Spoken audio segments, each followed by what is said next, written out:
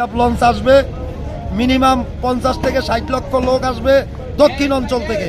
তাদের সার্বিক সহযোগিতার জন্য আমরা প্রস্তুত আছি।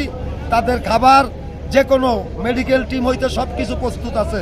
যার যেটা দরকার আমরা তাড়াতাড়ি সুষ্ঠুভাবে সমাবেশস্থলে যেতে পারে আমরা সেই ব্যবস্থা করবো ইনশাআল্লাহ। আজকে ভোলা তর্জমতি থেকে ঢাকাতে আমাদের নেতা তারেক রহমান বাংলাদেশে আসছে, তাকে স্বাগত জানাতে এই ঢাকাতে আসা।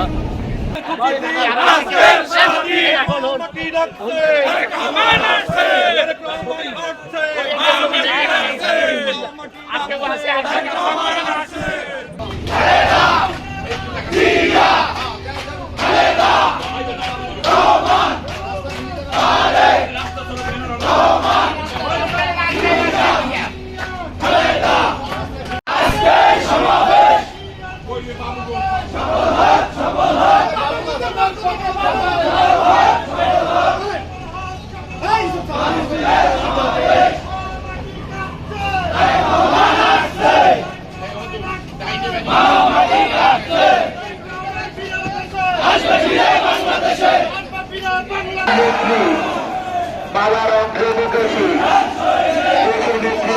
খালদা জিয়ার সন্তান খান প্রাপ্ত চেয়ারম্যান